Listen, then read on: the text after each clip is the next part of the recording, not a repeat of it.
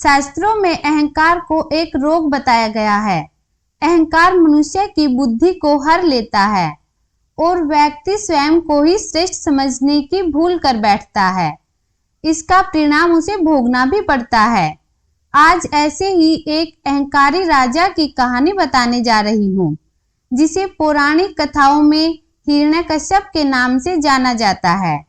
हिरण्यकश्यप का जीवन हमें बड़ी सीख देता है।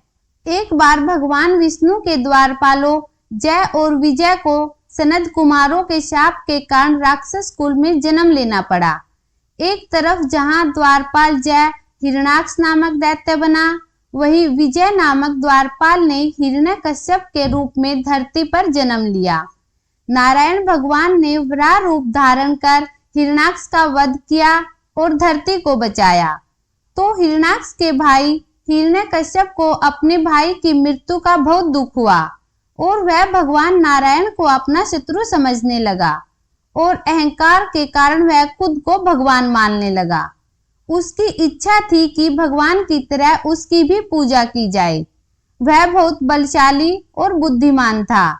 दैत्यराज हिरण्यकश्यप ने ब्रह्मदेव की कठोर तपस्या से एक वरदान प्राप्त किया था, जिसमें था कि ना ही उसे नर या देव, ना ही सुबह या रात के समय, ना ही घर के अंदर या बाहर, ना ही धरती पर या आकाश में, ना अस्त्र से ना शस्त्र से कोई मार सकता था।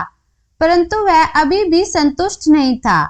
इसलिए उसने अमरता के वरदान के लिए भोले भाले महादेव की तपस्या के बारे में सोचा और वह महादेव को प्रसन्न कर अमर होने का वरदान लेने चला गया। देवलोक से यह सब सभी देवता देख रहे थे। हिरण्यकश्यप की कठोर तपस्या को देखकर देवताओं को चिंता होने लगी कि कहीं हिरण्यकश्यप स्वर्ग पर आक्रमण ना कर दे। देवताओं ने हिरण्यकश्यप की तपस्या में विघ्न डालने का जिम्मा गुरुदेव बृहस्पति को दिया और इंद्रदेव स्वयं हिरण्यकश्यप की पत्नी कयाधु का हरण करने के लिए चले गए। हिरण्यकश्यप हिम शिखरों में तप कर रहे थे कि वहां देवगुरु बृहस्पति एक तोते का रूप बना कर आए और हरि नाम का जप करने लगे। हरि के नाम से दैत्यराज का ध्यान टूट गया और साथ ही उसकी तपस्या भी भंग हो गई। दूसरी तरफ देवराज हिरण्यकश्यप का रूप बनाकर उसके महल पहुंचे और उसकी पत्नी रानी कयाधु का हरण कर लिया। देवराज को यूं रानी कयाधु का हरण करते देख देवऋषि नारद ने उन्हें रोका और रानी कयाधु को अपने आश्रम में ले गई। आश्रम में हरि नाम का गुणगान आठों पहर होता था। यह कहीं ना कहीं दैत्यरानी के मन को भाने लगा।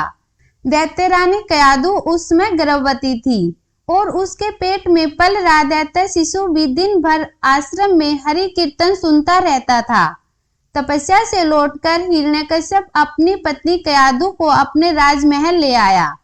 कुछ समय बाद रानी कयाधु ने एक पुत्र को जन्म दिया, जिसका नाम प्रहलाद रखा गया। प्रहलाद के अंदर राक्षसों वाले गुण नहीं थे। वह बहुत संस्कारी और नारायण का भक्त था। प्रहलाद की आदतें देख हिरण्यकश्यप ने उसमें बदलाव लाने की कोशिश की, लेकिन प्रहलाद में कोई परिवर्तन नहीं हुआ, क्योंकि गर्भ में ही उस बालक ने हरि नाम की ऐसी महिमा सुनी कि यह बालक आगे चलकर भक्त राज प्रहलाद के नाम से प्रसिद्ध हुआ। प्रहलाद ने अपने पिता हिरण्यकश्यप की पूजा करने से मना कर दिया और वह भगवान विष्णु भक्ति में लीन रहने लगा। प्रहलाद की भक्ति को देखकर उसके पिता हिरण्यकश्यप को बहुत गुस्सा आया और उसने प्रहलाद को यातनाएं देना शुरू कर दिया। प्रहलाद फिर भी नहीं माने। हिरण्यकश्यप ने कई बार प्रहलाद को मारने की कोशिश की, लेकिन हर बार भगवान उसकी रक्षा कर लेते। इसके बाद हिरण्यकश्यप ने अपनी बहन होलिका से प्रहलाद को लेकर जलती आग में बैठने के लिए कहा, क्योंकि होलिका को वरदान प्राप्त था कि वह आग में नहीं जल सकती है। हिरण्यकश्यप के कहने पर जैसे ही होलिका प्रहलाद को लेकर अग्नि में बैठी तो वह जलने लगी।